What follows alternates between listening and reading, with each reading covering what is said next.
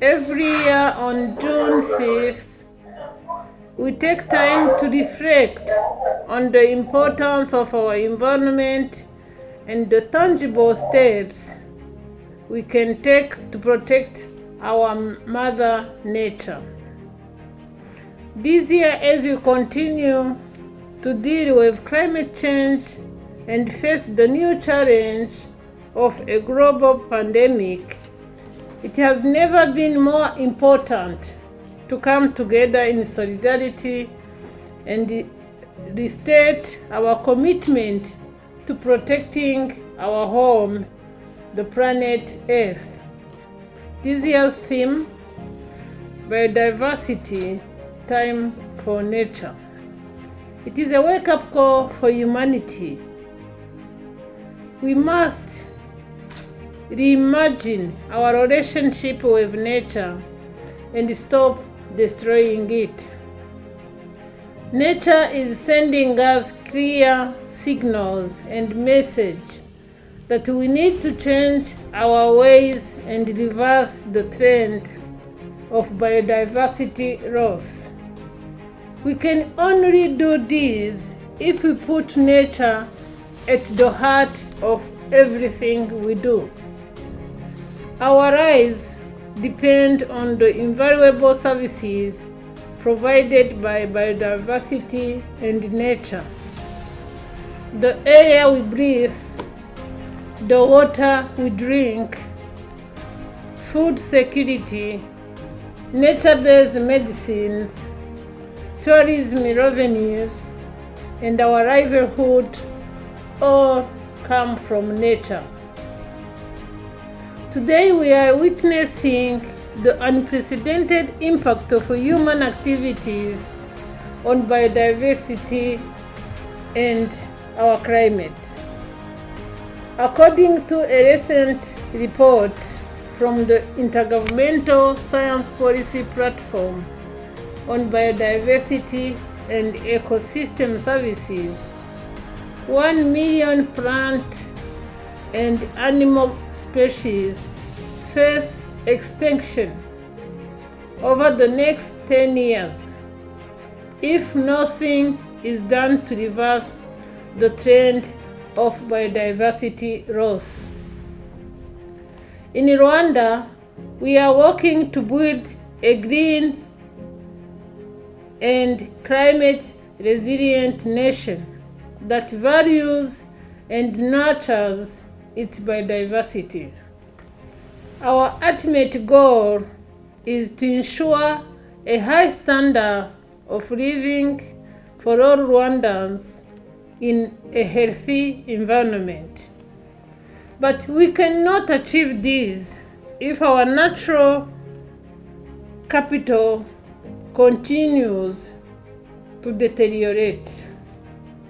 That is why we need to achieve prosperity in a way that we can be sustained for generations to come. We know this is not an easy task, but we are committed to it nonetheless. This year, we are celebrating World Environment Day during a very difficult time of our history. The COVID-19 pandemic has had an untold impact on so many, from those who have tragically passed away, peace to their soul, to those who have lost their livelihood. We owe it to them and ourselves to learn from what has happened. Without a doubt, there is a strong connection between the pandemic, COVID-19, the way we treat our environment, and climate change. Deforestation, air pollution, improper waste management, human-wildlife conflict, and private sector production systems and supply chain have all played a role.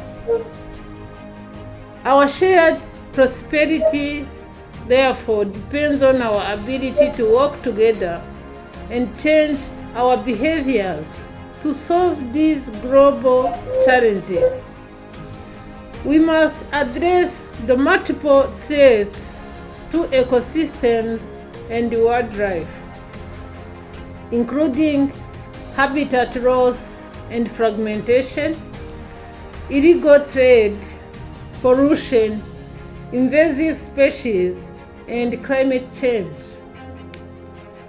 As we mark the World Environmental Day, we call upon government institutions, civil society, and the private sector to understand the value of biodiversity and become champions of environmental stewardship so that we can recover better from COVID-19 while also preventing future pandemics. In Rwanda, we are working across government to ensure our economic recovery is green and climate resilient.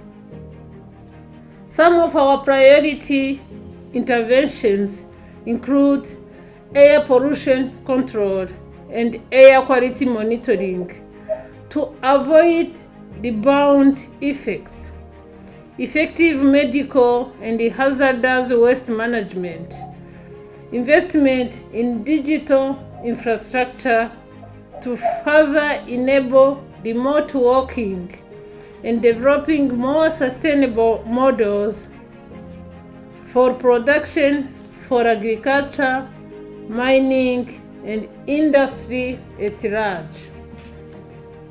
To conclude, ladies and gentlemen, I would like to encourage all Rwandans to take time for nature. Take time to be in nature and experience its many wonders.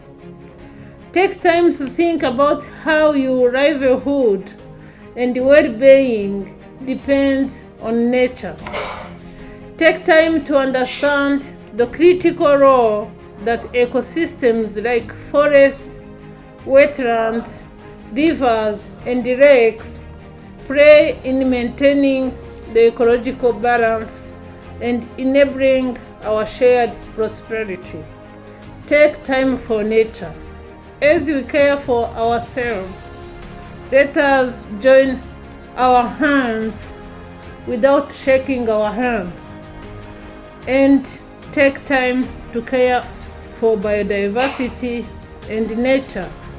I wish all of you a fruitful discussions and a very happy World Environmental Day.